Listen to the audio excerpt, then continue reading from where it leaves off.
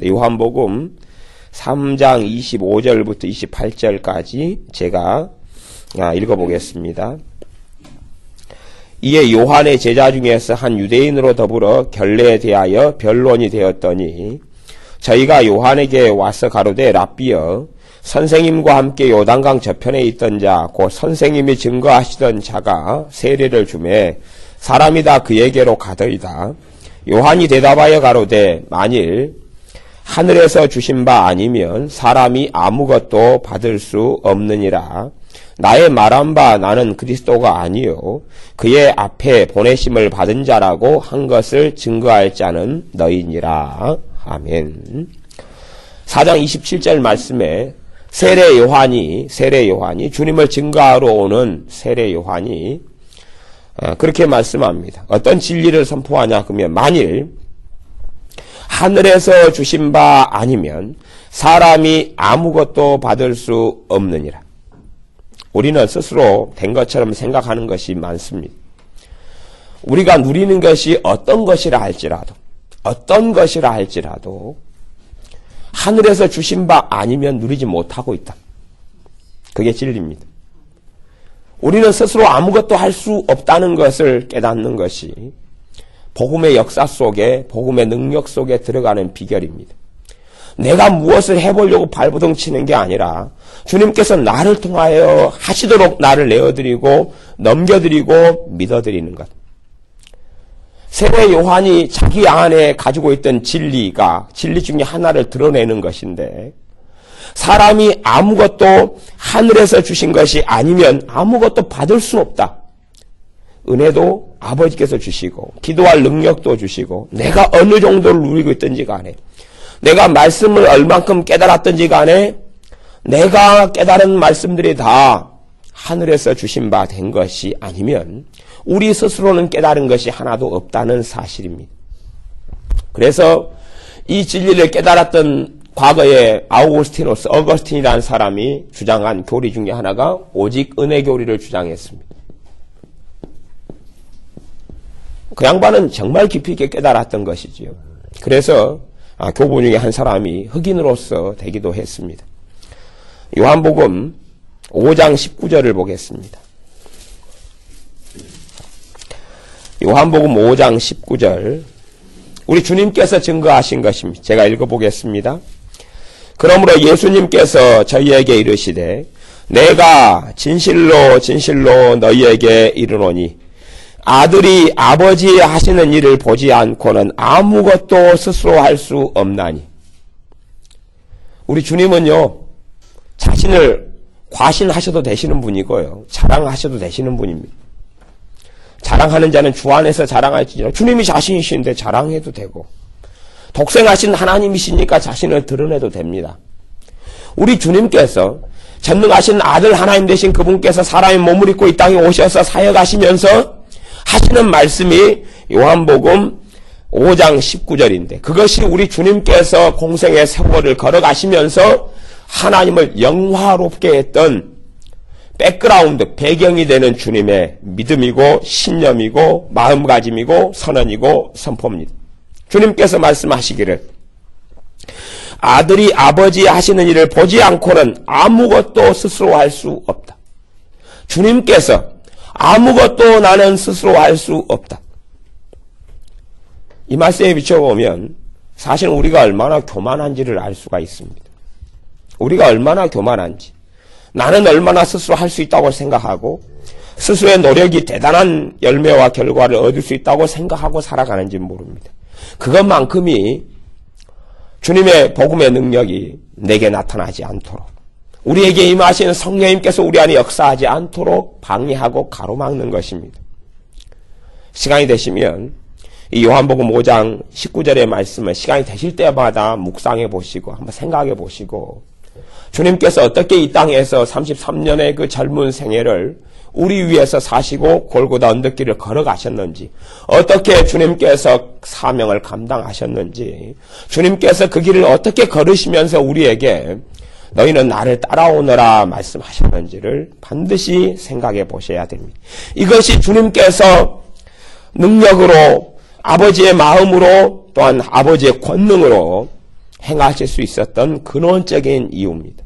아무것도 아버지께서 하시는 것을 보지 않고는, 다른 의미로 하면 아버지의 능력을 덧입지 않고는, 아버지의 은혜를 덧입지 않고는, 아버지의 힘을 공급받지 않고는, 아버지의 지혜를 공급받지 않고는 그런 이야기를 하고 있는 것입니다. 그냥 구경한 다음에 그대로 따라서 한다, 그런 이야기를 모방을 이야기하는 게 아닙니다. 이건 그걸 이야기하는 게 아닙니다.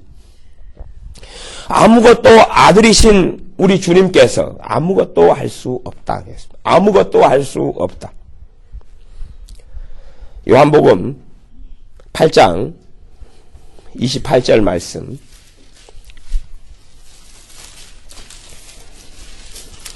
요한복음 8장 28절 말씀. 9절이 잘 넘어가는 거 보니까 오늘 말씀 빨리 끝날 것 같습니다. 벌써 3절이나 넘어가는 것 같아요. 요한복음 8장 28절 말씀 제가 읽습니다. 이에 예수님께서 가라사대 너희는 인자를 든 후에 내가 그인 줄을 알고 또 내가 스스로 아무것도 하지 아니하고 오직 아버지께서 가르치신 대로 이런 것을 말하는 줄도 알리라. 주님께서요, 십자가를 앞두시고 내가 스스로 아무것도 하지 아니하고 오직 아버지께서 가르치신 대로 이런 것을 말하는 줄도 알리라. 우리의 봉사가 내가 했다. 재고 정말 은혜를 까먹고 잃어버리는 죄가요, 거짓말하거나 싸우거나 도적질하거나 간음하거나 음란하거나 그런 죄가 하나님의 은혜를 소멸시키는 것보다 내가라는 죄가, 내가 할 수 있다, 내가 하겠노라, 내가 했노라, 내가 이렇게 살았노라, 내가라는 죄가 강하고 많으면 다른 사람을 눈 아래 깔아보기도 쉽고, 내가라는 것이 많으면 내가 교만해지기도 쉽고, 내가라는 것이 많으면 불평하기도 쉽고 원망하기도 쉽고 탓하기도 쉽습니다.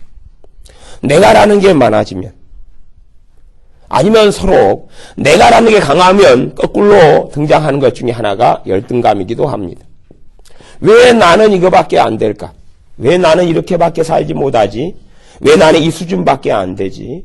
그리고 열등감을 벗어나려고 또 내가를 주장하며 달려갑니다. 분명히 복음이 있는데 무슨 복음이나 그냐면 우스갯소리로 내가 복음이다 그럽니다. 내가 복음, 내가 달려갑니다. 그래서 하나님께 기도합니다. 하나님, 내게 은혜를 주시면 내가 그렇게 살 것입니다. 그러니 내게 은혜를 주십시오. 내게 은사를 주시면 내가 은사를 가지고 이렇게 살랍니다. 내게 은사와 능력을 주시면 내가 부흥의 통로가 되겠습니다. 누가요? 내가요.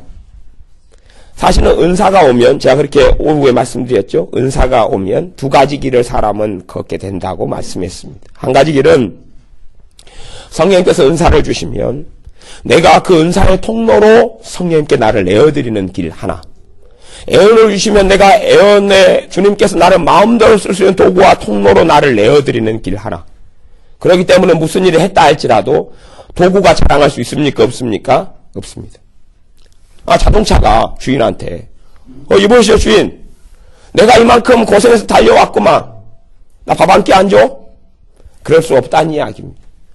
은사를 통하여 성령님이 역사하실 때에 내가 성령님께 나를 은사가 역사하는 통로와 도구로 나를 드릴 수 있는 길 하나, 또 하나의 길은 내가 은사의 주인이 되어서 내가 은사를 좌지우지하는 길 하나. 하나의 길은 주님을 따르는 길이고 하나는 불법을 행하는 길로 달려가게 됩니다. 내가 애언 은사를 받았노라.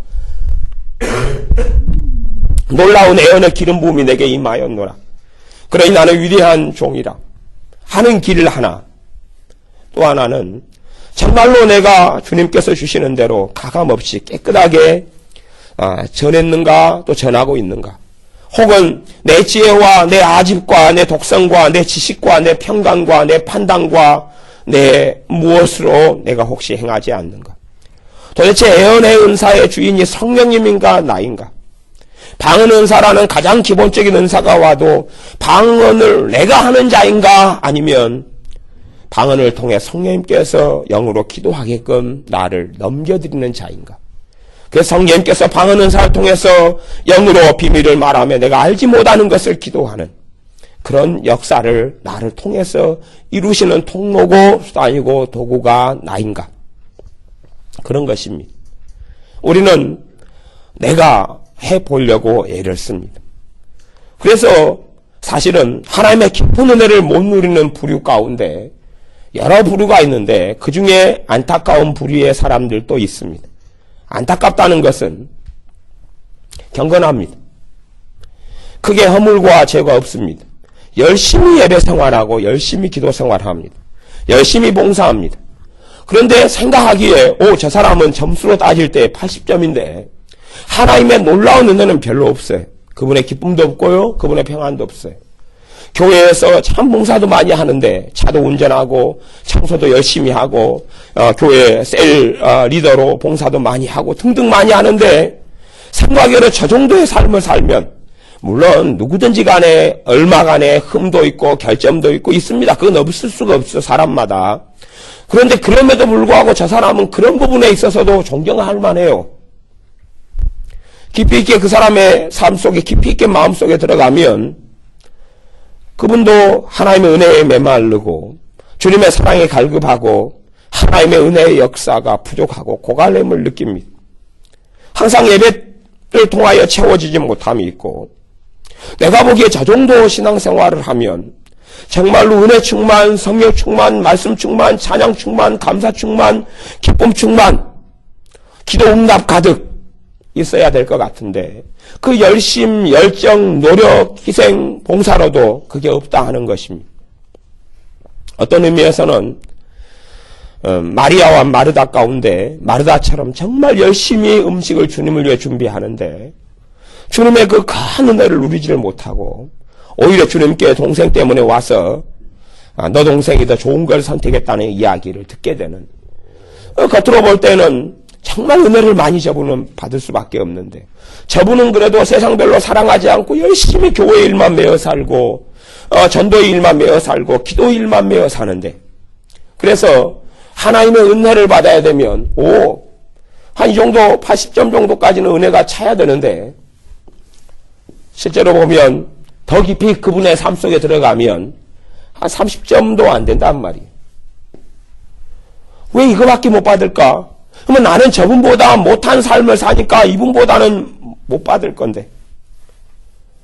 그런 분 가운데서 또 여러 가지 갈래로 사람들이 생각합니다. 그런 분 가운데 어떤 분은 자기 행위를 굉장히 강조하기 때문에 사실 이런 일이 벌어지는데요. 이게 자기가 중심된 신앙생활을 하면 이런 일이 벌어져요. 꽤 경건하고요. 꽤 노력하고 꽤 애쓰고 꽤 수고하고 꽤 봉사하는데 그거만큼의 성령 역사가 없습니다. 그럴 수밖에 없어요. 당연히 그럴 수밖에 없어요. 내가 노력하고 내가 봉사하고 내가 기도하고 내가 찬양 부르고 내가 성가대 봉사하고 내가 주일학교 봉사하고 내가 스스로 성경 읽고 그런 내가 역사하는 중심의 삶 속에 성령 역사가 있고 은혜가 있다면 복음이 완전히 혼잡되게 되어버립니다. 하나님의 은혜의 역사가 혼잡되게 되어버리고 은혜가 더 이상 은혜가 아니게 되어버립니다. 근데 우리는 그런 식에서 주님의 큰 은혜가 오기를 고대하고 기다립니다. 사실은 그렇게 되지가 않습니다.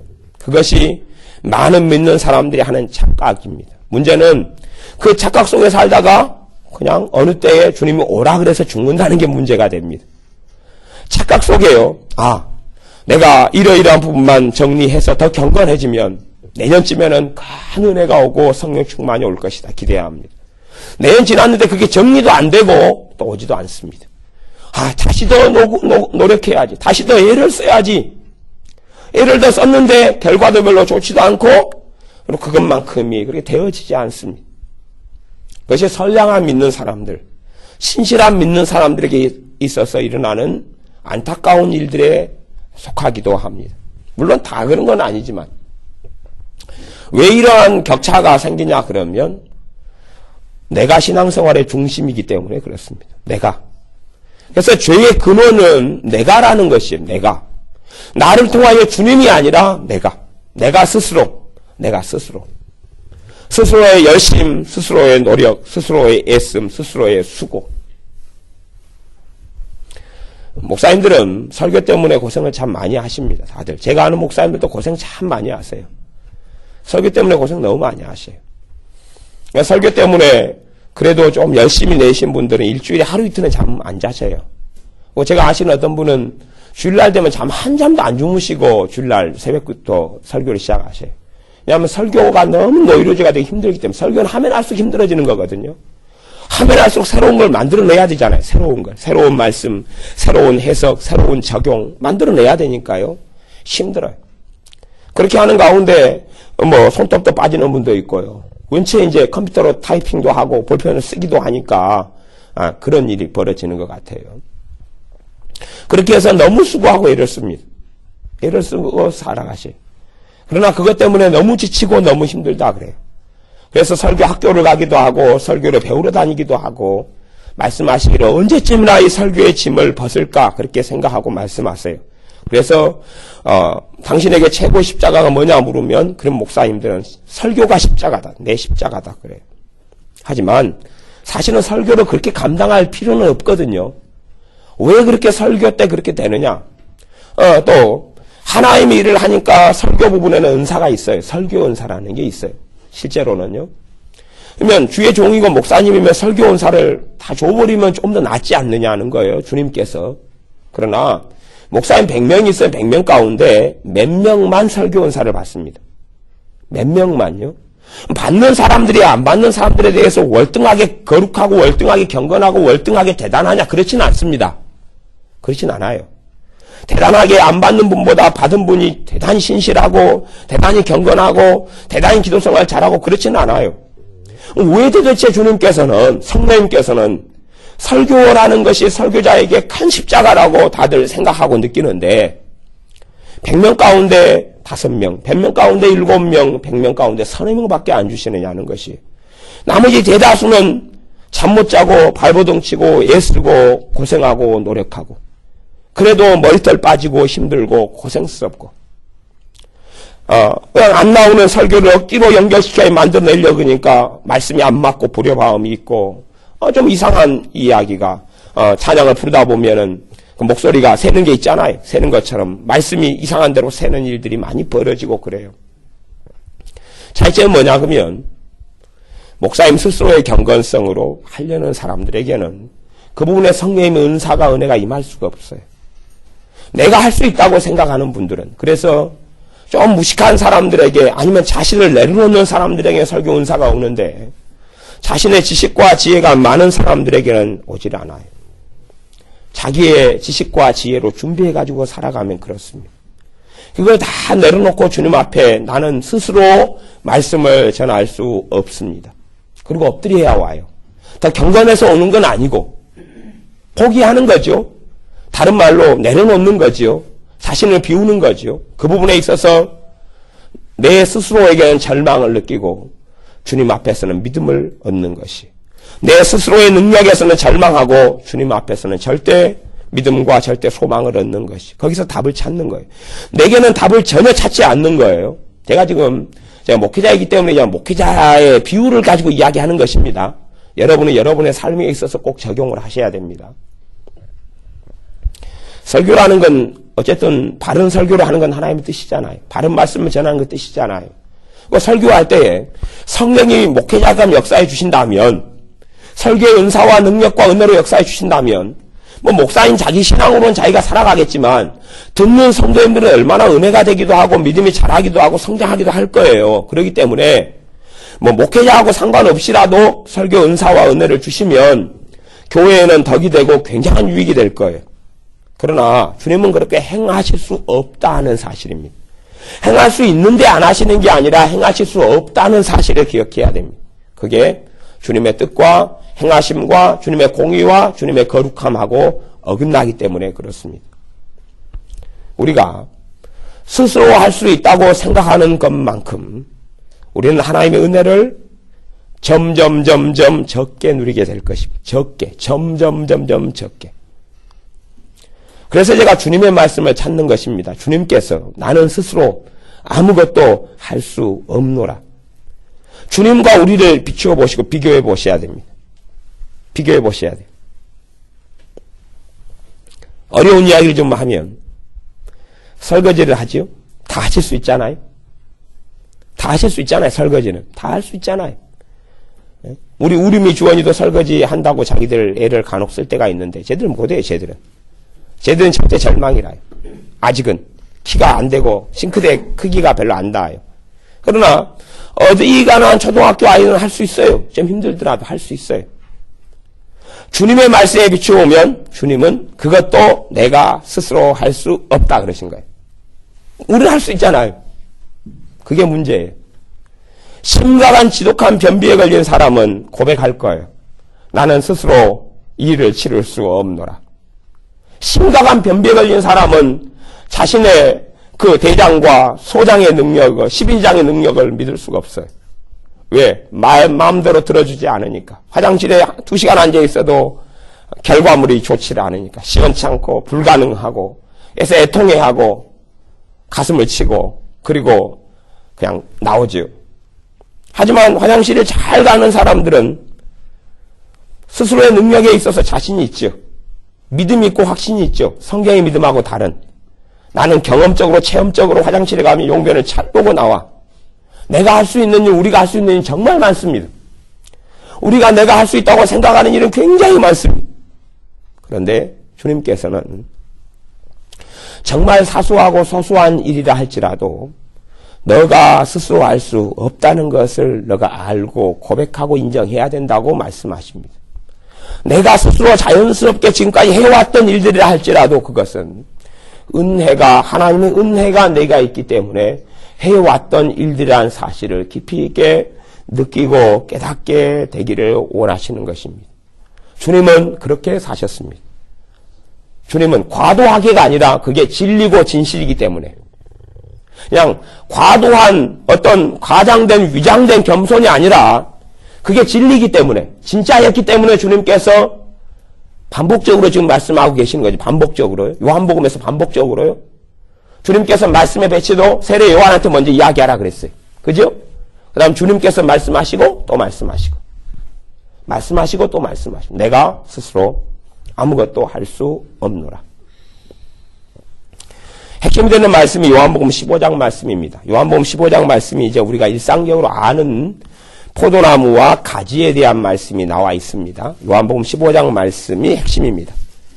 근데 제가 여러 말씀을 찾는 이유는 그냥 요한복음 15장만 나와 있는 말씀이 아니라고 주님께서 중요하기 때문에 반복적으로 말씀하신 것이며 주님의 사역과 삶과 공생의 세월 동안에 주님께서 가장 기반이 되었던 말씀 가운데 하나고 신념과 믿음과 가치관 가운데 하나였다고 말씀드린 거기 때문에 그렇습니다.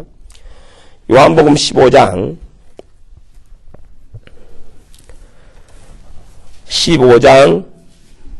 4절 15장 4절 5절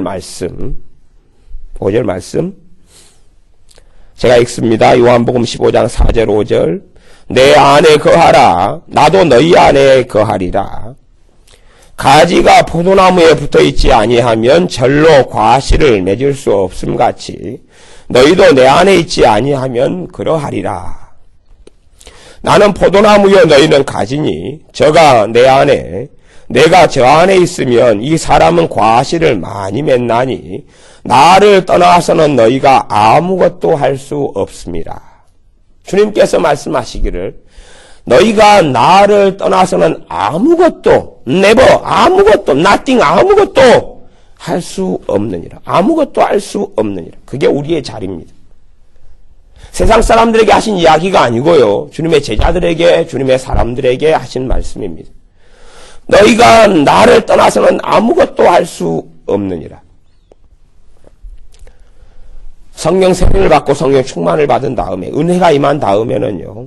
그 은혜에 이끌려 성령의 역사에 이끌려 신앙생활을 합니다. 그렇게 해나가다가 어느 때부터 주체를 우리가 바꾸게 되는 일들이 많이 있어요.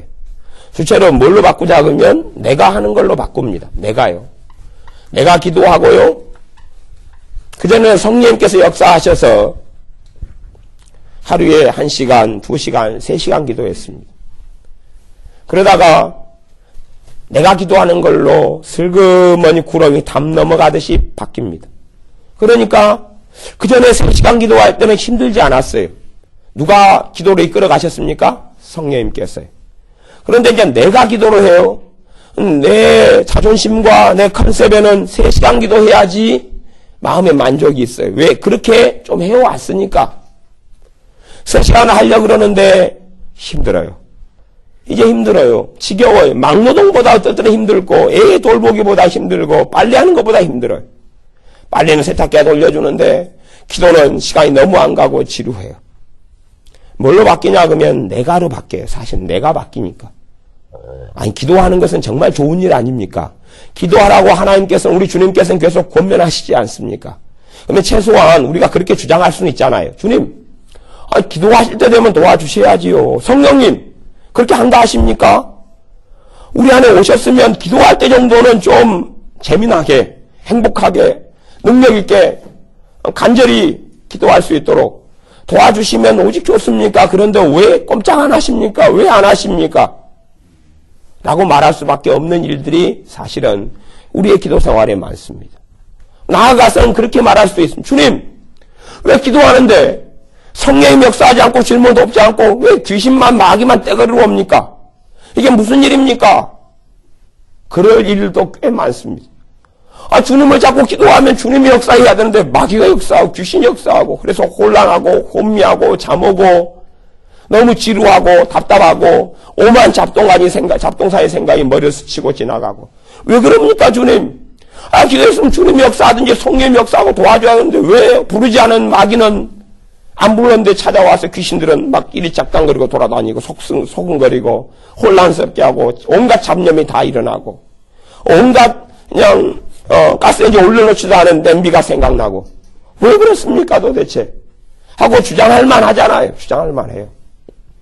그러나 내가 하기 시작하면 내가 할 수 있다고 생각하고 내가 기도할 수 있다고 생각하면 결론은 똑같습니다.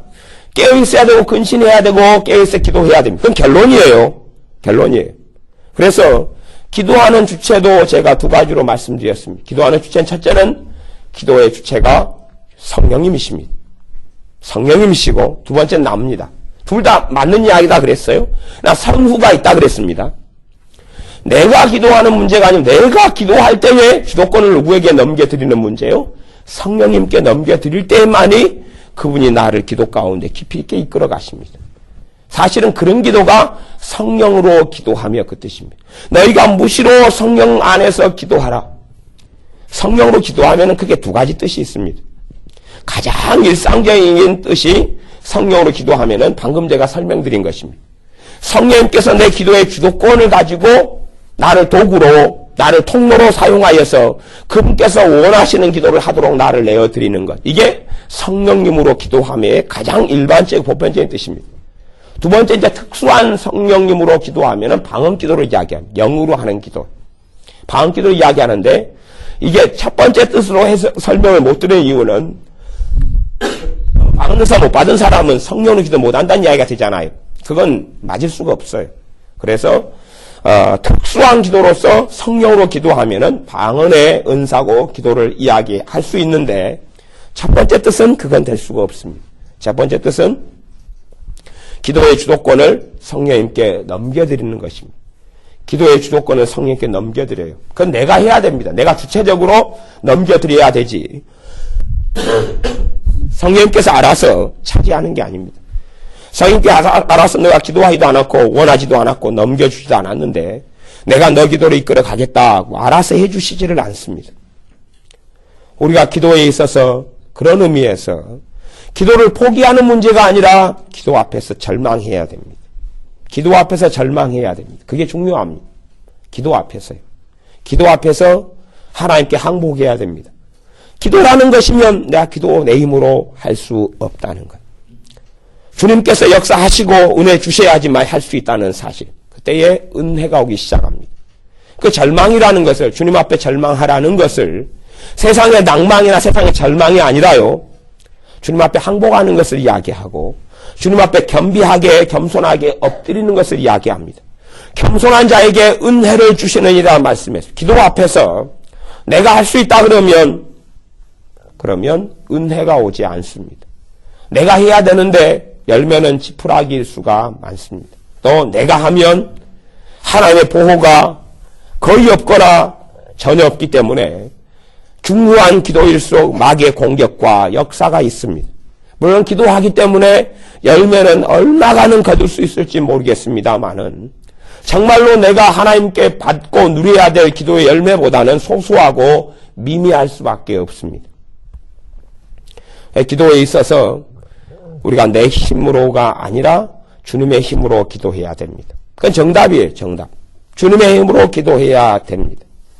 그러나 가만히 이렇게 앉아 있어서 주님 알아서 나를 기도 한번 시켜보십시오 한다고 절대 그런 일은 벌어지지 않습니다. 내가 적극적으로 나로 하여금 주님께서 일하시고 나를 통하여 기도하실 수 있도록 또 내 기도를 이끌어 가실 수 있도록 주님 앞에 엎드려야 됩니다. 그때에 성령님께서 우리의 기도를 도와주시기 시작합니다. 말씀도 주체는 성령님께서 말씀을 깨닫게 하는 주체이고 첫 번째가, 두 번째는 우리가 주체이다 그랬습니다.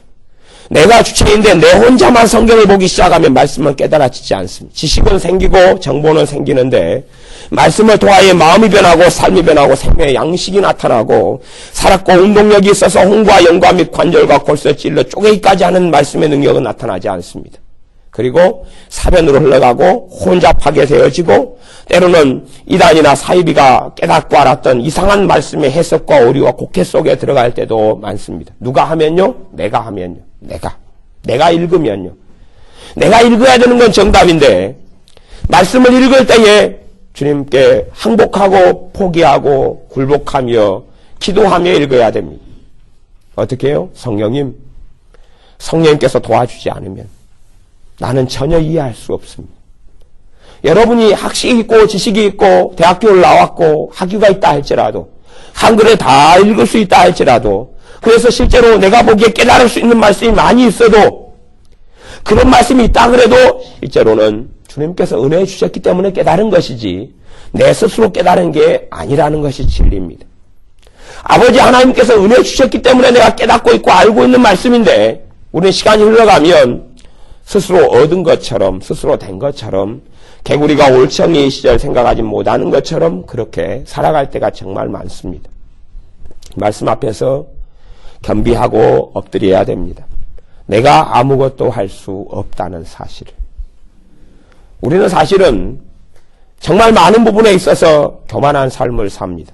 내가 해왔던 것처럼 내가 할 수 있는 것처럼 그렇게 많이 살아갑니다. 찬양을 부를 때도 나를 주님 앞에 겸비하게 넘겨드려서 정말로 내가 아버지께 찬양 드리고 우리 주 예수님께 찬양을 드릴 때에 성령님께서 도와주셔야 된다는 것은 인식하지 못하고 내 힘으로만 열렬하게 찬양합니다. 그런 찬양을 잘하는 사람이 접니다. 그래서 찬송가 한 곡 부르면 목이 아파요. 주님은 안 도와주고 나 혼자 열심히 부르니까 목이 아파요. 그게 참 이런 건 어려운 것 같아요. 제가 말씀을 전하는 데는 성령의 역사 따라 전하는 게 좀 훈련이 됐는데 찬양 부르는 데는 이게 선을 못 넘어가는 것이 있어요. 나중에 여러분이 잘 하신 다음에 비결을 좀 다시 가르쳐 주세요. 좀 더 구체적인 레슨을 좀 필요할 것 같아요. 방법 말고요. 나를 넘겨드리는 거예요. 저는 아이들 교육에 있어서 좀 압니다. 왜냐하면 사범대 출신이기도 하고요. 아이들을 가르쳐도 봤고요. 학교에서 가르치기도 했고, 또 아이들 과외도 많이 했고, 또 그런 부분에 전문사적도 공부를 많이 했고, 아이들 자녀 교육을 알아요. 아는데요. 아는 게 병이 될 때도 많아요. 제가 안다고 생각하지만, 어떤 아이를 어느 때, 어느 순간 어떤 문제에 있어 다룰 때 되면, 제가 하는 지식으로 안 다루려고 애를 씁니다. 왜냐하면 똑같은 문제가 두 아이에게 생겼더라도, 주님의 방식은 다르거든요. 주님의 방식은 달라요. 왜냐하면 아이들이 다르기 때문에 아이의 성품이 틀리고 성질이 틀리고 기질이 틀리고 경향이 틀리기 때문에 주님께서 아이를 다루신다면 같은 식으로 다루질 않습니다.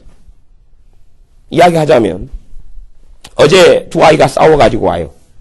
그래서 목사님 우리가 싸워가지고 왔어요. 얘하고 나하고 싸웠어요. 그러는 상황하고 비슷한 일인데 그제 싸워가지고 온 것하고 비슷한 일인데 오늘 둘이 싸워가지고 온 것이 처리 방법이 다르다는 이야기예요. 문제는 내가 내 지식과 내 고정관념과 내 생각으로 살면 답은 비슷한 싸움이니까 오늘, 어제, 그제 똑같은 답을 낼 거예요. 획일적인 답을. 그러나 주님이시라면 성령님께서 역사하시는 지혜라면 그 지혜를 따라서는 답이 다 다르다는 사실입니다. 물론 같을 수도 있어요. 그러나 제가 경험하기로는 대부분이 다 다릅니다. 답이 틀려요. 그렇기 때문에 그런 문제가 생기면 주님의 지혜를 구하고 엎드릴 수밖에 없어요. 엎드리지 않으면 답을 찾아낼 수가 없어요. 제가 자녀 교육에 대해서 본 책, 아이들에 대해서 본 책, 아이들 상담에 대해서 본 책, 가정사역에 대해서 본 책, 상담했던 경험들, 성경에서 말씀하는 자녀 교육에 대한 것들, 또한 내가 직접 아이들을 가르쳤던 경험들, 또 교육학에서 배웠던 어떤 원리들과 개념들, 그걸 사용해가지고 할 수 있는데, 그때마다 영적으로는 주님 앞에서는 실패를 하게 된다는 이야기예요. 내가 그 부분에 있어서 겸비하고 엎드리지 않으면 주님 주신 지혜를 못 받습니다. 못 받아요. 간혹 가다가는 제가 실패할 때가 있습니다. 왜냐하면 내 생각으로 앞서가서 처리를 해버려요. 그러다가 이제 강대상 앞에서 엎드려가지고 기도를 한참 하고 있으면 그게 떠올라요. 그러면서 그 문제는 이렇게 다뤘어야 되는데 하는 지혜가 와요. 아, 내가 왜 그때 기도하지 않았을까? 내가 왜 그때 주님의 지혜를 안 구하고 그렇게 다뤘을까? 아이고, 내가 이거 실수했네. 그렇게 하니까 결과가 열매가 별로 적었네. 이렇게 했으면 좋았을 텐데. 그리고 기도할 때에 돼가지고는 이제 주님의 지혜를 구하고 엎드리니까 지혜가 옵니다. 좀 늦을 때가 있죠. 그런 건 사소한 일이니까 뭐 대단한 일이 없다 할지라도 그런 것이 우리 삶에서 반복되어지면 내가 스스로 판단하고 스스로 생각하고 내 지혜로 스스로 살고 하는 게 반복되어지면 그것이 사소한 것이 때로는 중요한 것이 될 때들이 많은데 좋은 열매, 선한 열매를 거두지를 못합니다. 이제 요한복음의 말씀은 그렇게 보았으니까요. 15절 읽고 다른 말씀을 한번 찾아보겠습니다. 5절 제가 다시 읽습니다. 나는 포도나무여 너희는 가지니 저가 내 안에 내가 저 안에 있으면 이 사람은 과실을 많이 맺다니 나를 떠나서는 너희가 아무것도 할 수 없습니다. 주님이 포도나무고 우리가 가지기 때문에 가지가 열매 맺는 이유는 뭐냐 하면 포도나무 뿌리에서 줄기에서 양분이 오고 물이 오기 때문에 그렇습니다. 물광과 칠간을 통해서 물기 오고 양분이 올라오기 때문에 사실은 호흡할 능력이 있고 광합성을 할 능력이 있고 힘이 있습니다. 잎이 났기 때문에 잎을 통하여 광합성 작용을 할 수 있는 능력이 있어서 꽃을 피우고 열매를 맺습니다. 그러나 포도나무에서 잘려진 가지라면 광합성 작용을 파란 잎이 있어서 하루는 할 수 있습니다. 뿌리가 없고 양분이 없기 때문에 광합성 작용을 하면서 메말라 죽어버립니다. 왜? 물을 갖다 써버리니까요. 말라 죽어버립니다. 뿌리가 있지 않으면 주님을 떠나서는 아무것도 할 수 없다는 말씀과 똑같이 그대로 나무에 붙어있는 가지가 나무를 떠나서는 죽을 수밖에 없습니다. 자주 근데 우리는 모험을 떠난다는 사실이 중요합니다. 그래서 뭐 해외여행을 크게 가시려고 하실 필요는 제가 보기에는 없을 것 같습니다. 자주 칼을 꺼내셔가지고 주님하고 연결된 가지 부분을 자릅니다. 잘라가지고 주님 3일 동안 갔다 올게요. 그거 샥 돌아다니다 3일 동안 안 죽어요. 얼마 생명의 끈적이 안 죽고 3일 난 다음에 다시 접을 붙여요. 스스로 붙여요. 주님 여기에 붙일까요? 지난번에 5번째 마디에 떨어졌는데 이번 2번째 마디 2층에서 살고 싶어요. 거기다 붙여가지고 한참 생활하다가 중요한 문제가 생기면 자신이 판단하고 생각해 다시 칼을 꺼내서 다시 잘라요. 그리고 또 한참 헤매고 있다가 너무 힘드니까 그때쯤 돼가지고 이상한 데로 가가지고 다시 이제 또 찾아와요. 그리고 다시 양분과 물을 공급받아요. 공급받는 것도 자신의 수준이 어떤 수준이냐 그러면 필요한 만큼 물이 오고 필요한 만큼 영양이 옵니다. 그런데 한 3분의 1쯤 오니까 자신이 막아버려요. 왜 막아버리냐 그러면 주님 나는 너무 못된 놈이기 때문에 이 정도도 충분합니다. 더 이상은 송구해서 받을 수가 없습니다. 스스로 차단해버려요. 내가 죽어가면 내가 양분이 없고 말라 죽어가면 더 충분하게 물이 와야 되고 더 충분하게 영양이 와야지 삽니다. 그건 아시죠? 더 충분한 영양이, 더 충분한 물이 와야지 살아납니다. 그런데 조금 오고 난 다음에 우리가 행위 중심의 삶으로 바뀌어버리고 가치관과 믿음으로 바뀌어버리면 내 행위를 재단하면서 난 30점짜리니까 하나님의 은혜는 30점만치 주시면 딱 맞아. 이게 내 주제야. 그리고 내가 50점 안치의 은혜를 받으려면 50점 안치의 삶을 50점 수준의 삶을 내가 살 때 되면 50점 수준의 은혜가 내게 올 수 있고 받을 수 있을 거야. 100점의 크기와 수준의 은혜를 받기 위해서 100점의 인생이 되려고 노력하고 애쓰며 언젠가는 100점에게 주시는 은혜를 나도 저 수준에 이르러서 받을 수 있다고 생각합니다. 그러나 본질적으로 10점짜리라도 물과 영양은 올 100이 옵니다. 올 100이 와요. 50점짜리라도 50점짜리 가지라도 물과 영양은 받을 수 있는 대로 최대한 공급됩니다. 80점짜리라도 포도나무에서 가지로 물과 영양은 받을 수 있는 대로 최대한 주어집니다. 그리고 더 많이 가지가 뻗치고 성장하면 더 많은 걸 공급합니다. 그렇지 않습니까? 정해진 것을 포도나무에서 정해가지고 너 가지 너는 30만큼만 내가 공급하겠다. 그래서 가지가 번성하고 잎이 더 많아지고 더 커졌는데 꽃이 피었고 열매를 맺혔는데 꽃이 피고 열매를 맺었다는 이야기는 꽃이 필 때 되면 훨씬 더 많은 물과 영양이 필요합니다. 가지에게 있었어요. 열매를 맺을 때는 훨씬 더 많은 양분과 영양이 필요합니다. 그런데 30만큼이니까 30 이상은 안 줘. 더 가시를 뻗어도 안 주고 열매를 맺어도 안 주고 꽃을 피워도 안 줘. 나머지는 너가 알아서 해결해. 하는 포도나무는 없다는 사실입니다. 다 필요한 만큼 그리고 꽃을 피우고 열매를 맺고 그러면서 이 가지가 고백하고 시인하고 인정해야 될 것은 나의 나된 것은 하나님의 은혜로다. 그분의 은혜가 오고 그분의 사랑이 오고 그분의 능력이 와서 내가 이렇게 변했노라. 내가 이렇게 열매 맺었노라. 내가 이렇게 꽃을 피웠노라. 라고 고백하는 것입니다. 신자의 삶은 포도나무 대신 주님에게 붙어있는 가지가 그리스도인의 삶이지. 그러지 벗어나서 내가 하는 삶이 아닙니다. 주님, 오늘 좋은 약 한번 주십시오. 마약 같은 거 필요 없으니까 좋은 영양제 하나 주십시오. 그러면 내가 오늘 힘차게 하루를 살아보겠습니다. 그리고 내일 아침에 새벽에 또 영양제 달라고 기도할 테니까 주사 한 대 맞춰달라고 기도할 테니까 그때 되면 또 천사 보내가지고 주사 한 대 주십시오. 그럼 내가 또 하루 열심히 살아보려 합니다. 아니면 아침 되면 전에 하나님께서 엘리야 선지자에게 물과 음식을 빵을 주셨던 것처럼 제게도 아침 되면 보내주시면 그거 먹고 내가 하루 살아보려 합니다. 그렇게 살아가는 것이 그리스도인의 삶이 아니라는 사실입니다. 그렇게 살아가는 그리스도인의 삶이 아니에요. 근데 우리는 그렇게 살려고 생각하는 스타일로 살아갈 때가 참 많습니다. 능력 주시면 내가 오늘 살아볼게요. 내가 능력을 가지고 누가 주체가 되어서 내가 주체가 되어서 살아볼게요. 그렇기 때문에 실제로 포도나무가 있다 그러면 가지를 가리켜도 포도나무다 그러고요. 포도나무를 가리켜도 포도나무라 그래요. 포도나무와 가지를 잘라가지고 구분을 해서 이야기하지 않습니다. 이거 다 포도나무예요. 가지가 꽃을 피웠다 이야기하지 않고 포도나무가 꽃을 피웠다 그러고요. 가지가 열매를 맺었다 그러지 않고 포도나무가 포도를 맺었다고 이야기합니다. 가지가 꽃을 피우고 열매를 맺는 것이 가지의 영광이 되지 않습니다. 포도나무의 영광이 됩니다. 왜요? 포도나무가 했으니까. 가지가 한 게 아니라 물론 가지 입장에서는 자기가 했다 그러겠죠. 포도나무가 뭐라 그러겠어요? 내가 다 줬잖아. 내가 줘서 내가 광합성 작용하고 내가 줘서 내가 호흡하고 내가 줘서 내가 이산화탄소하고 산소하고 동화작용 일으키고 내가 다 했잖아. 내가 해서 그랬는데 왜 네가 했다 그래? 아이들이 주장하는 것과 비슷합니다. 스스로 큰 것처럼. 아이들은 그러잖아요.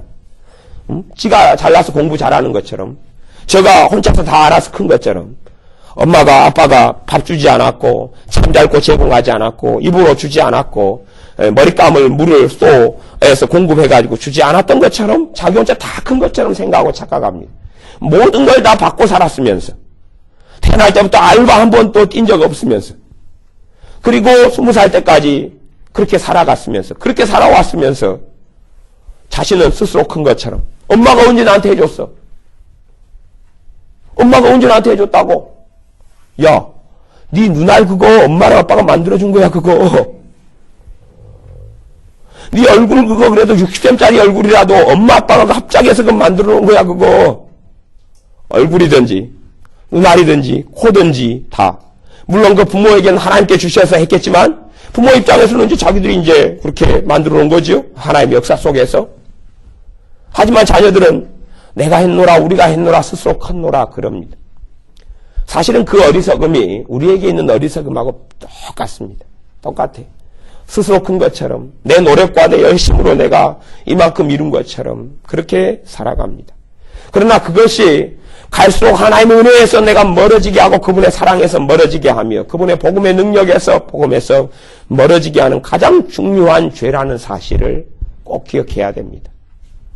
내가 대단히 사기를 쳤고 도둑질을 했고 음란했고 간음했고 거짓말했고 탐욕 부렸고 탐심 부렸고 싸웠고 혈기 부렸고 분노했고 그런 죄가 하나님의 은혜에서 나를 떨어지게 하는 게 아니라 더 본질적으로는 내가 중심되어 살아가니까 그렇습니다.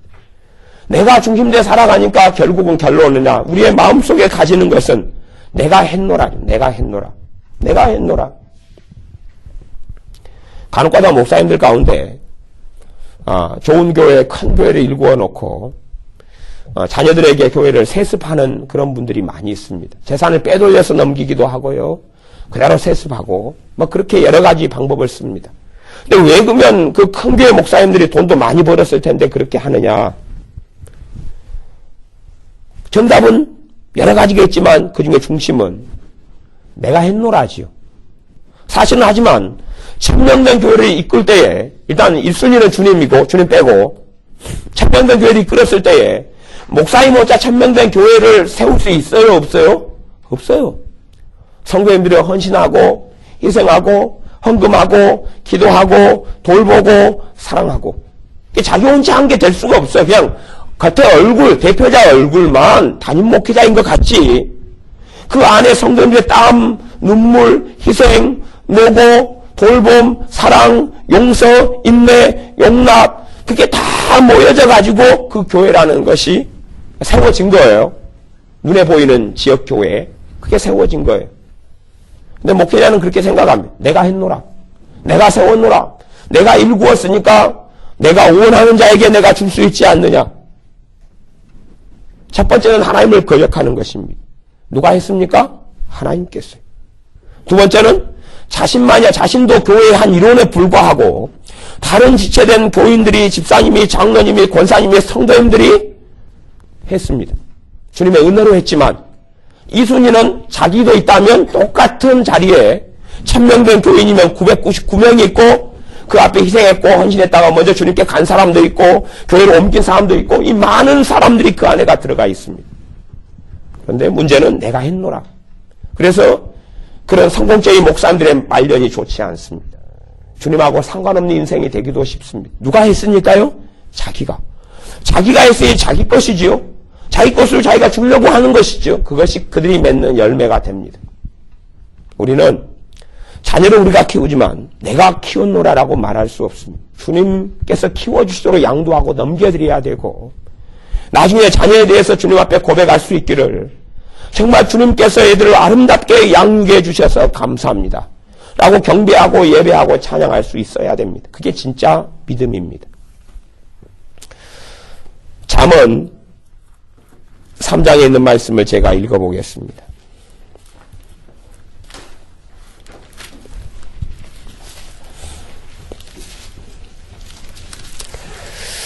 잠언 3장 5절 6절 말씀 잠언 3장 5절 6절 7절 제가 읽습니다. 너는 마음을 다하여 여호와를 의뢰하고 내 명체를 의지하지 말라. 마음을 조금만 했어요? 아니면 다 했어요? 다 했어. 구약 성경부터 이야기합니다. 하나님께서는요. 마음을 다하여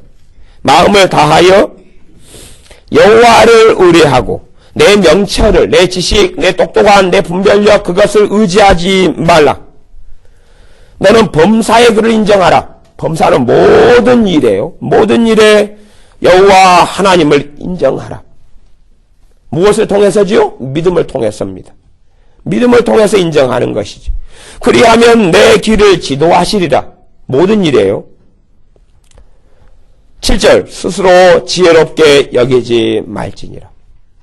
스스로 내가 똑똑하다고 생각하지 말아라. 너가 해결할 수 있다고 생각하지 말아라.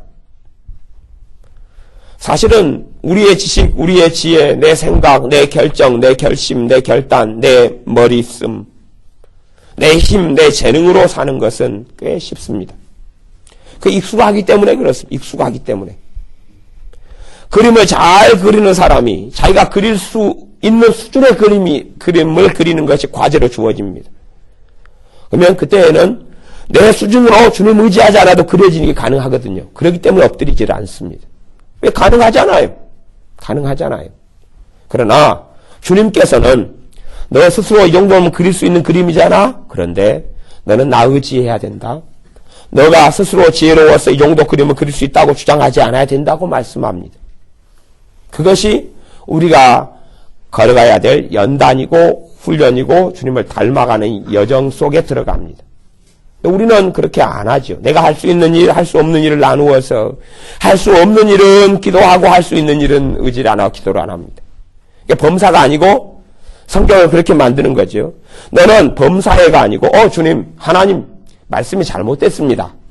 너가 할 수 있는 일을 빼놓고 할 수 없는 일은 여호와를 의뢰하라 그렇게 적어 놓으셨어야지요. 하나님도 간혹 가다가는 조실 때가 있고 착각하실 때가 있으십니다. 하나님 그렇게 되면 안 되죠, 성경이. 그러니 하나님이 잘못 적어놨다고 제가 생각하고 제가 바르게 성경을 읽어보겠습니다, 주님. 그렇게 해보겠습니다, 하나님. 아버지 하나님. 그러니 너가 할 수 있는 일은 알아서 하고 나도 귀찮고 짜증난다. 언제까지 너희들 뒷사건을 해줄까? 너희들이 할 수 있는 일은 알아서 하고 할 수 없는 일만 도와달라고 해라. 그렇게 성경을 읽고 생각합니다. 그러나 너희는 스스로 지혜롭게 여기지 말지어다. 모든 일이에요. 모든 일에. 모든 일이에요. 너는 마음을 다하여 여호와를 의뢰하라. 마음을 다하여. 이게 모든 일이 포함된 단어라는 사실을 알지 않습니까? 마음을 다하여. 마음을 다하여. 그것이 사실은 복음의 능력이 나타나는 비결입니다. 왜 바리새인들은 주님을 얼굴 보고 말씀을 들으면서도 못 만났고요. 세리와 창기는 주님을 보고 주님을 만나며 복음을 누리고 은혜를 받고 용서받았느냐? 세리와 창기는 절망이 있었습니다. 아무리 뒤져봐도 내세울 게 없거든요. 아무리 뒤져봐도 자기에게 카드가 없어요. 옐로우 카드, 레드 카드, 블루 카드 뭐 없어요. 아무것도 없어요. 내놓을 게 아무것도 없어요. 혹시 내가 착한 일을 해서 주님 이 착한 일 내가 3년 전에 하나 했는데요. 내놓으려 그런데 그것도 없는 거예요. 내놓을 만한 게 없어요. 그래서 바리새인과 세리가 기도할 때에 세리는 하나님의 긍휼과 자비만 의지하고 엎드렸습니다. 내가 죄인으로서이다. 내가 주님 외에는 답이 없습니다. 근데 바리새인들은요 내세울 게 참 많았습니다. 박하와 최강의 11조도 냈지요. 예배생활 열심히 했죠.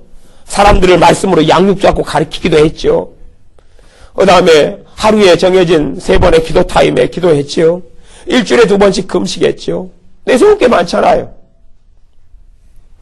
신자들이 그 함정에 빠집니다. 바리새인들이 빠졌던 함정. 신앙 연륜이 오래되면 정상적으로는 주님과 만나고 예배드린 연수가 많아질수록 은혜가 많아지고 기쁨이 많아지고 성령 충만이 많아지고 그렇게 돼야지 정상이에요. 그런데 어느 때까지 올라가다가 아니면 처음부터 주님 만났을 때는 은혜가 이 정도 됐는데 처음부터 조금 지나면 평강과 은혜와 기쁨이 감소로 떨어지는 사람이 있어요. 그다음 처음에서는 쭉쭉 좀 올라갔다가 어느 시점에서 떨어지기 시작합니다. 실제로는 여기가 출발점이면 출발점에서부터 하나님의 은혜가 완만하게 이렇게 가가지고 올라가야 될 터인데 이게 정상 곡선인데 떨어질 때도 있죠. 올라갈 때도 있고 하지만 전반적으로 오름 곡선을 가져야 정상이다 그 말이에요. 근데 신자들이 내림 곡선을 가집니다. 내림 곡선을 가져요. 갖고 여기서 좀 하다가 내림곡선. 내려올 때쯤 되면 옛날에 주님 만났을 때 감격하고는 이게 굉장히 많이 떨어져 있어요. 근데 왜 그러냐 그러면 맨 처음 예수님 믿었을 때는 내세울 게 하나도 없었잖아요. 우상 숭배만 했잖아요. 죄맞이였잖아요. 말씀도 모르잖아요. 기도도 안 했잖아요. 찬양도 안 불렀잖아요. 은혜 받고 주님 만나서 그 감격 속에 사랑 속에 복음 속에 시작했잖아요. 3년 지나니까 봉사 좀 하잖아요. 성가대 봉사도 좀 하잖아요. 기도생활 좀 하잖아요.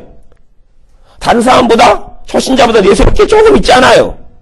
헌금도 이제 나름대로 열심히 5,000원, 1,000원, 만원 꼬부쳐놨다가 헌금하기 시작하잖아요.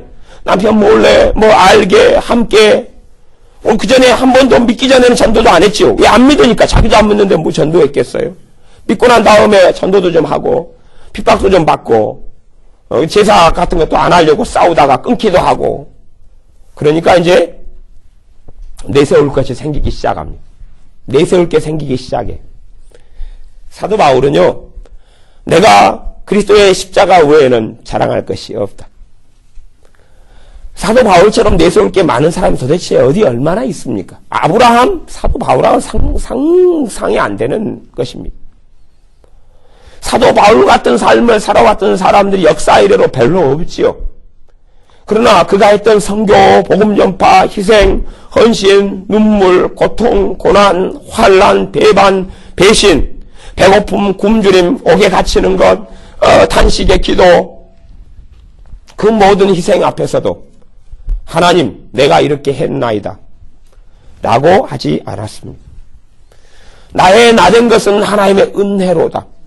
하나님의 은혜에 의하여 이 삶이 가능했다고 자기가 살아왔던 삶을 하나님께 진실로 예물로 드리고 찬양과 경배로 드렸습니다.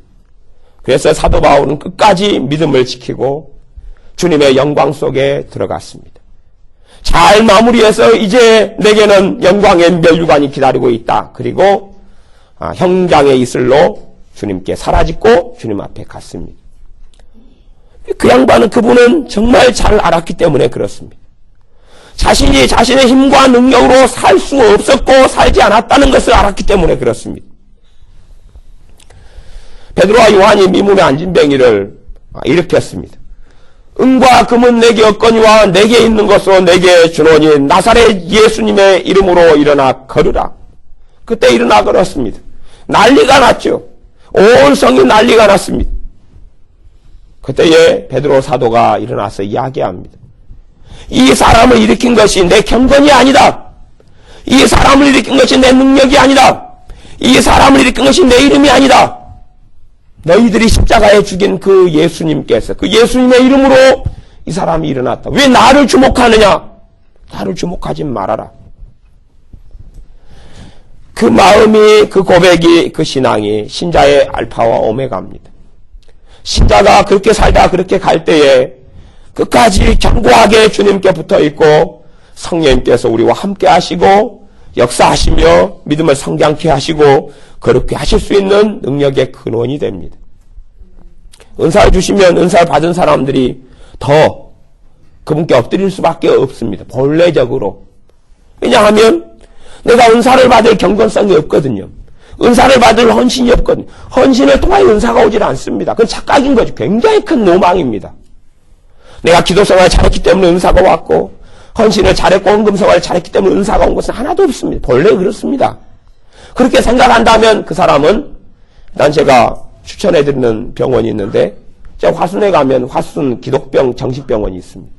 아마 이제 제가 목사인 제가 이렇게 추천서를 써주면 그래서 기독병원이니까 목사 추천서 쓰면 한 10% 정도는 지시 안 해줄까요? 그렇게 일단은 저는 개인적인 믿음을 가지고 있습니다. 제가 나중에 병원에 연락해보고 그렇지 않은 DC가 얼마나 정신병원에 되는지 한번 제가 물어보겠습니다. 은사가 내 경건성과 내 믿음과 내 능력을 통해서 내 헌신과 내 기도와 내 헌금을 통해서 온다고 생각한다면 그 사람은 제발 덕분에 노인 치매 요양병원에 들어가든지 정신병원에 들어가야 됩니다. 은사는 복음을 통하여 예수님의 십자가를 통하여 그분의 긍휼과 은혜 때문에 주어지는 것입니다. 누가 나 100일 동안 금식했어. 나 40일 동안 금식했더니 와 은사 왔어. 그 사람이 뭔가 착각하고 있는 것입니다. 40일 금식 안 한 사람도 봤거든요. 실제로 은혜 받는 사람도 보면 자기 돈 문제 생겨가지고 주여 나 돈 문제 때문에 죽겠습니다. 그런데 갑자기 불이 오고 갑자기 애언이 터져요.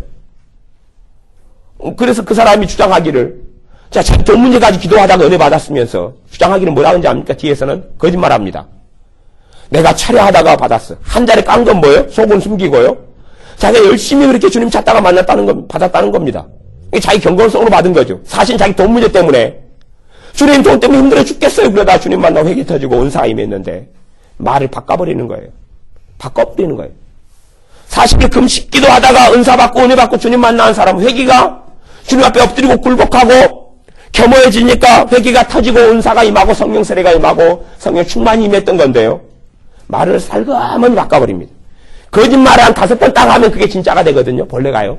거짓말을 5번 살그머니 덮어버리면 자기도 이제 착각합니다. 그게 진짜인 것처럼 주장합니다. 내가 이렇게 40일 금식하다가 주님 앞에 엎드렸는데 내게 이렇게 큰 은혜와 은사를 주셨다. 내게 대단한 사명이 있다고 말씀하셨다. 막 뻥치기 시작합니다. 그런데 모든 은사는 은혜로 주어집니다. 그래서 절대 자랑이 될 수가 없습니다. 내가 예언 은사를 받았노라. 내가 방언 통역 은사를 받았노라. 내가 병을 고치는 은사와 능력을 받았노라. 그것이 그 사람이 불법을 행하는 길에 걸어가는 통로가 되는 사람들이 굉장히 많습니다. 절반 이상이. 아니, 병 고치는 능력이 왔어요. 자부심이 있지 않겠습니까? 귀신을 쫓아내는 은사와 능력이 임했어요. 내가 이래봬도 누구보다 나아. 고급 신자야, 고급 신자.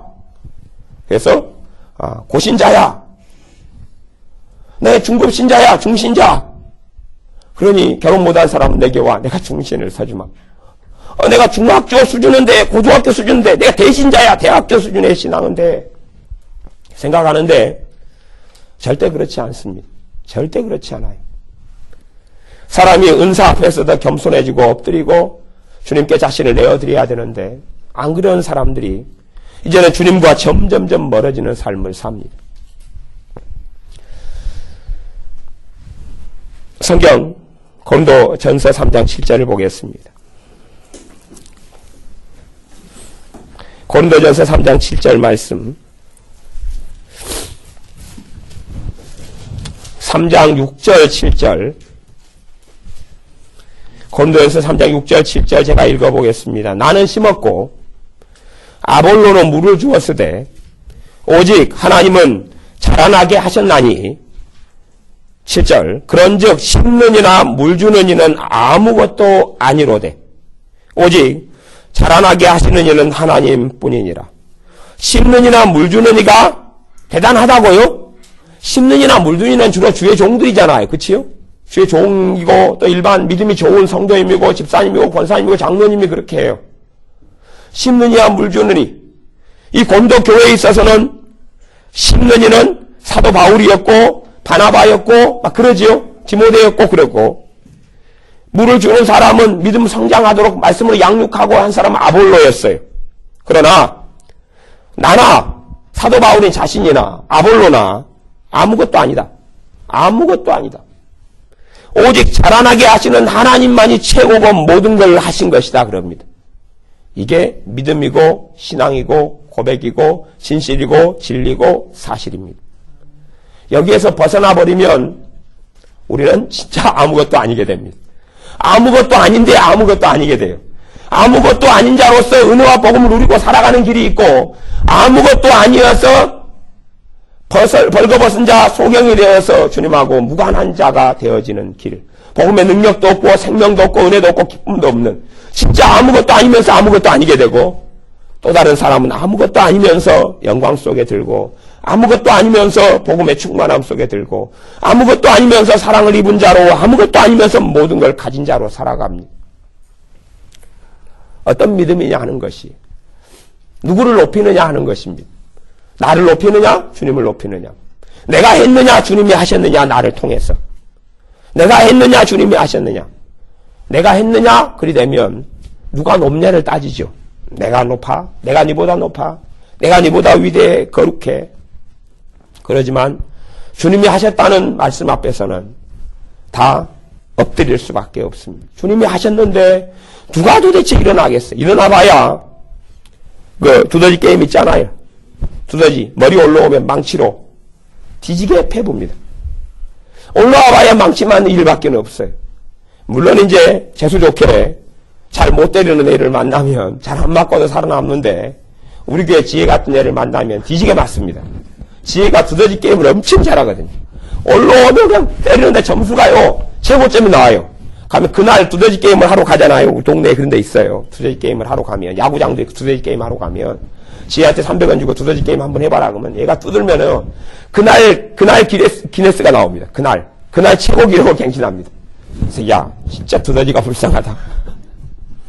근데 내가 튀어 올라오면 맞는 수밖에 없습니다. 맞는다 그 말이 은혜가 사라져가고 기쁨이 사라져가고 예배의 감격이 사라져가고 말씀의 능력이 사라져가고 찬양의 기쁨이 사라져가고 구원 얻는 감격이 사라져가고 하나님의 자녀라는 기쁨과 감격이 사라져가고 죄를 깨달아가는 것이 점점 없어져가고 회개케 하는 성령의 역사들이 점점점 사라져가고 감동과 감화가 약해져가고 사라져가고 기도의 힘과 능력과 은혜가 사라져가고 눈물이 메말라가고 강팍해져가고 답답해져가고 내가 튀어나오기 시작하면 그것이 튀어나오면 두더지 망치에 맞는다는 이야기입니다. 고린도후서 12장 11절 이제 거의 다 이제 끝나가기 시작합니다. 다 끝났습니다. 고린도후서 12장 11절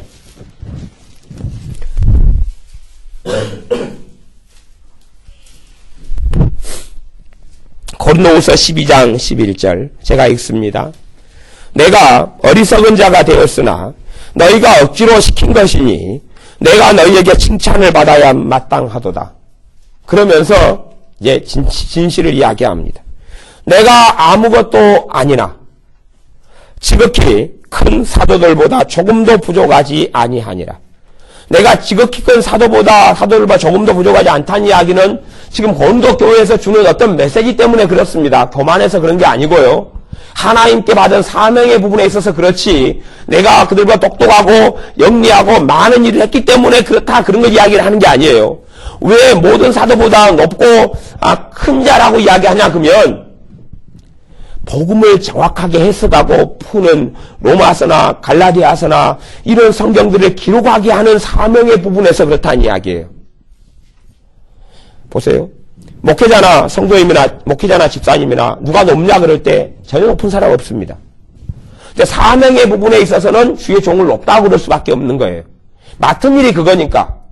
그러나 하나님 앞에 섰을 때까지 그렇게 인정되는 건 아닙니다. 하나님 앞에 섰을 때는 누가 어떻게 살았느냐의 문제지요. 누굴 중심으로요? 주님을 중심으로. 자기 힘으로 살았느냐 주님의 능력으로 살았느냐지 이 땅의 삶 속에서 어떤 직분을 가졌느냐는 전혀 될 수가 없습니다. 직분의 문제가 아니라 그래서 진실로 이야기하는 부분이 그 12장 11절 중간에 있는 부분이죠. 내가 아무것도 아니다 하는 것입니다. 내가 아무것도 아니다. 이것이 사도 바울의 일관된 고백이고 신앙이고 진리고 진실입니다. 그 앞에 사도 바울이 3번 간절히 기도해서 응답 못 받는 사연이 그 앞에가 나옵니다. 유명한 이야기죠.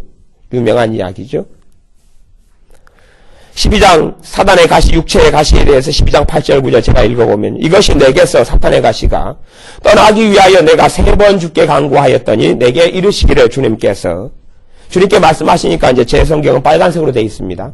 비싼 거거든요. 내 은혜가 내게 족하도다. 이는 내 능력이 주님의 능력이 약한 데서 누가 약한 데서요? 바울이 약한 데서 온전하여집니다. 바울이 약하다는 이야기는 겸손해지고 엎드리고 나는 할 수 없습니다. 그때에 주님의 능력이 더 드러나고 나타나고 온전해지고 강해진다는 이야기입니다. 이것이 주님께서 사도 바울을 연단하고 훈련하고 이끌어 가셨던 사역의 여정, 믿음의 여정이었습니다. 근데 우리는 그렇게 찬양하는 것 같아요. 주님 나를 좀 강하게 만들어 주십시오. 주님 나를 강하게 약한 자로 강하게 해석을 잘해야 됩니다. 찬양을요.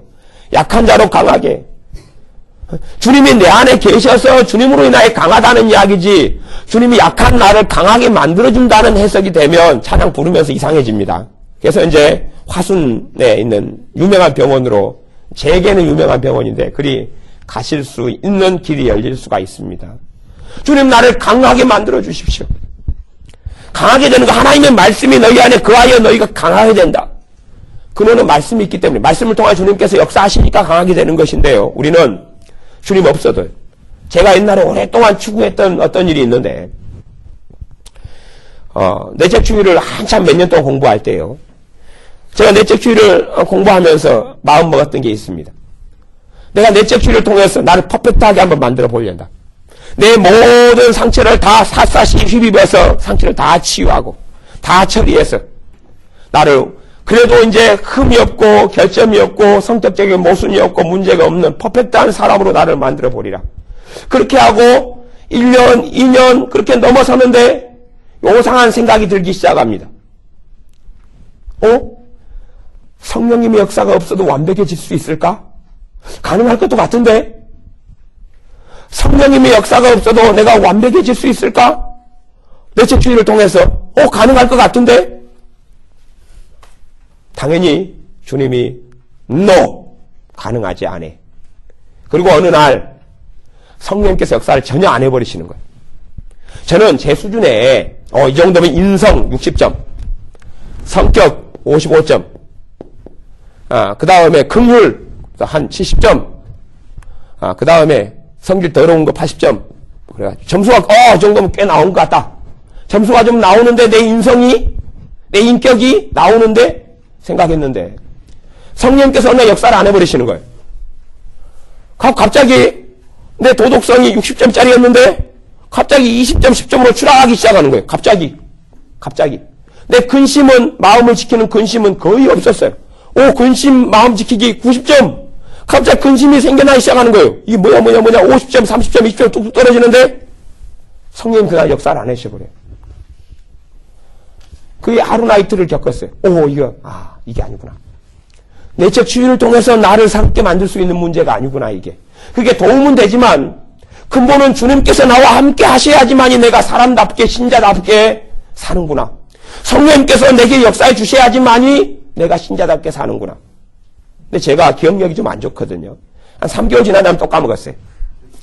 이제 그것도 이렇게 요런 성령 역사 스톱된 것이 하루나 이틀 갔어요. 3개월 지나면 또 까먹었어요. 갑자기 스톱이 또 되는 거예요. 성령 역사가요. 그걸 여러분이 이제 몇 번 경험을 해보셔야 돼요. 성령님도 꽤 꼬장이 있으시거든요. 스톱을 딱 떼는 거야. 스톱을 하니까 다시 저 성질이 옛날에 나는 이렇게 변했어. 나는 이렇게 거룩해졌고 혈기도 좀 없고 성기도 사납지 않고 고집도 좀 꺾고 교만도 좀 없어졌고 괜찮았는데 옛날 그대로 20년 뒤에 10년 뒤에 옛날 그대로 모습이 그대로 재현되기 시작하는 거예요. 이게 누구냐? 갑자기 괴물이 나타났냐? 두 얼굴을 가진 사나이냐? 이게 누구냐? 하루를 그렇게 살다가 다시 엎드리고 겸비하고 다시 이거 아니구나 이게. 내가 나를 완벽하게 만드는 삶이 아니었구나 이게. 왜 내가 또 그렇게 하려고 그러지? 이게 상담병에 걸렸네? 제가 상담을 너무 오랫동안 공부해왔어. 병에 걸렸네? 다시 하니까 성령님께서 다시 살아나. 다시 원상회복이 또 금방 되는 거예요. 하루 이틀 만에. 아이고 살았다. 죽을 뻔했네. 최근에 몇 개월 전에요. 저는 굉장히 노래를 못 부릅니다. 찬양을 못 불러서 찬양 부르는 것이 곤욕입니다. 설교 한 편 하고 말지 찬송가 한 곡보다는. 설교는 그냥 하루 10편도 합니다. 10번도 하는데 찬양 한 곡 부르는 것보다 설교 한 번 하는 것이 훨씬 쉽습니다. 근데 찬양을 하나 부를 때 점수가 한 30점 나와요. 30점. 그래서 아이고 30점 점수 그래도 옛날에 빵점 맞았는데 괜찮다. 진짜로 제가 음악을 빵점 맞은 적이 있습니다. 기록이죠. 그래서 선생님이 몽댕이로 머리를 얼마 때려버리는지 혹이 이렇게 났어요. 제 머리 단단한데. 근데 30점이네. 야 그래도 내 수준이 30점짜리는 되구나. 생각했는데 갑자기 성령 역사를 안 해버린 거예요. 찬양 점수가요 마이너스 20점으로 떨어져 버리는 거예요. 그 기적의 현장에 웃고 있는 정사님이 새벽 예배 중이었으니까 저분이 증인이시니 아시죠. 갑자기 30점인데 마이너스 20점으로 찬양 소리가 떨어져 버린 거예요. 빵점은 나와줘야지 본전이지. 그 다음에 이게 은혜로 찬양을 30점이라도 불러왔던 거구나 인정하니까 다시 다음날 새벽에 찬송 부를 때는 이제 다시 30점이 나오더라고요. 아이고 30점 감사합니다. 이것도 은혜로 내가 찬양을 불렀던 거군요. 진짜로 옛날에는요 제가 찬송가 부르면 옆에 예배드리는 사람 도망가 버렸습니다. 찬송가 소리가 시끄러워가지고 예배를 못 드리겠다고. 그래서 제가 옛날 정사 시대 때 정사님은 찬송가 부를 때만 좀 조용히 해주면 내 예배 드리는데 방해가 안 될 것 같다 그랬어요. 옛날 신학대학원 때도 그랬어요. 그러니까 지금은 제가 찬송가를 주일날 예배 인도하더라도 시끄럽다는 소리는 아무도 안 하시거든요. 그러니까 우리가 30점은 맞으니까 그것도 은혜로 지금 성령의 역사가 나타나고 있다는 건데 저는 그렇게 생각하지 않았다는 사실이에요. 우리가 약할 때에 주님이 강하다 그랬지 주님 나를 강하게 만들어 주십시오. 나를 완벽하게 만들어 주십시오가 아니에요. 정말 주님의 사람은 오늘은 내가 주님을 20% 의지하고 살았어요. 내일은 30% 의지하고 살고 내년은 50%, 3년 뒤에는 70%, 주님 앞에 주님 만날 때는 100% 다 의지하고 살다가 죽는 것이 주님의 뜻입니다. 하루아침에는 그렇게 안 돼요. 그게 영적 성장이고 성화의 과정이기 때문에요. 그러지 내가 나를 스스로를 오늘은 완벽하게 만들고 내일은 또 스스로 망치질해가지고 완벽하게 만들고 내가 스스로 망치고 칼인 것처럼 모레는 내가 나를 다시 다듬고 죄를 끊어버리고 결점을 없애고 내가 나를 거룩하게 만들고 안 되면 목욕탕에 들어가서 백바로 나를 목욕 타올로 문대가지고 죄를 깨끗하게 씻고 글피는 또 금식기도 또 얼마 하고 그 다음엔 작정기도 하고 그 다음엔 또 예배도 더 많이 드리고 그래가지고 나를 확 만들어가지고 주님께 가는 게 아니에요. 그건 그렇게 되면 주님 앞에서 주님 아이고 성님 괜히 오셨네. 내가 열심히 살았어요. 일단 이 정도 만들어 왔어요. 주님께서는 불법이다. 그거 불법이다. 불법이다. 너가 했던 열매는 지푸라기였고 너가 했던 것은 안개였다. 그게 아니었다. 내가 너희에게 나의 성령을 보내서 원했던 것은 그게 아니었다. 내가 너희를 위해 십자가에 달렸던 것은 그게 아니었다. 내가 그리스도와 함께 십자가에 못 박혔나 이제는 너희가 산 것이 아니라 너희 안에 계신 그리스도께서 사신 것이라 하는 말씀이 진리되어야 하는데 주님께서 너희를 위해 살기보다는 너희가 중심이 되어서 주님은 손님으로 주님은 액세서리로 주님을 이용하거나 방치하거나 방임하거나 무관하게 살았던 삶이지 않느냐라고 말씀하십니다. 그렇기 때문에 우리의 처음 출발했을 때의 은혜가 기쁨이 평안이 더 증가되고 주님께 가까이 가려면 사도 바울이 경험했던 것처럼 우리가 약해져야 됩니다. 강해지는 길이 아니고 약해지는 것입니다. 약해지는 게 뭡니까? 포기하는 게 아니라요. 포기는 그냥 절망은 세상에서 하는 것이고 주님 빼고 하는 것 말고요. 주님 앞에서 항복하는 것이. 주님 내 힘으로 할 수 없으나 주님으로 인하여 할 수 있습니다. 주님 내 힘으로는 내가 변화되지 않습니다. 그러나 주님께서 나를 변화시켜 주는 것을 나는 믿고 의지합니다. 내가 지금 변화됐던 것이 주님께서 하신 일이었습니다. 주님께서 그래도 70만큼 내게 역사하셨는데 내가 30만큼만 받아들여서 이만큼밖에 변화 안 됐는데 이건 죄송하지만 그러나 30만큼까지라도 변화시켜 주신 분이 주님이십니다. 앞으로 주님께서 성령님께서 나를 변화시켜 주는 길을 내가 가겠습니다. 그러나 내 힘으로는 안 됩니다. 내 능력으로는 안 됩니다. 내가 억지로 만들어낸 이런 위장된 거짓된 믿음으로는 안 됩니다. 하나님의 말씀이 내 안에 있어서 믿음으로 역사해 주시고 말씀을 깨닫게 해주시고 죄를 깨닫게 해주시고 십자가를 의지하게 만들어주시는 그 은혜에 의해서 내가 주님의 길을 걸어갑니다라고 고백하는 사람들에게 복음의 능력이 나타나고 주님의 역사가 나타나고 성령의 역사가 나타나고 성령의 충만이 나타나는 줄을 믿습니다. 기도하겠습니다. 아버지 하나님, 우리가 신앙생활을 하면서 내가 거룩하게 되고 내가 순결하게 되고 내가 스스로 회개하고 내가 기도생활하고 내가 말씀 보고 내가 찬양하고 내가 예배드리고 내가 그리고 성령님을 사용하고 도구화하고 수단화하고 이용하고 내가 중심되어 살아가는 이 불법을 정말로 많이 행해왔습니다. 그러나 주님 앞에서 우리가 지금까지 살아오고 지금 정도까지 변화되고 지금까지 달라진 것이 주님의 은혜로 되어진 것을 그러나 감사하고 찬양하며 경배합니다. 내가 열심을 내어서 내가 기도했기 때문에 내가 똑똑하기 때문에 내가 성경을 알기 때문에 이렇게 변화된 게 아니라 내 인격이나 내 노력을 통해서 수고를 통해서 애씀을 통해서 내가 변화된 게 아니라 나의 나된 것이 주님의 은혜라는 고백처럼 주님의 은혜를 인하여 우리가 이렇게 변화되었음을 감사하며 찬양합니다. 그리하오니 우리가 더 주님의 은혜로 살게 하옵소서. 주님의 십자가 복음으로 살게 하옵소서. 더 주님 사랑하고 의지하여 살게 하옵소서. 주님의 능력을 덧입어 살게 하시되 주님의 능력의 통로가 되고 도구가 우리가 되게 하여 주시옵소서. 내가 주인이 아니라 주님의 종이 되며 주님의 노예가 되어서 살게 하여 주시옵소서. 그리하여 우리가 다 100% 변화되는 가운데 주님께서 100% 다 하셨습니다라고 고백하며 엎드리는 믿음의 사람들이 되게 하옵소서. 예수님의 이름으로 기도하옵나이다. 아멘.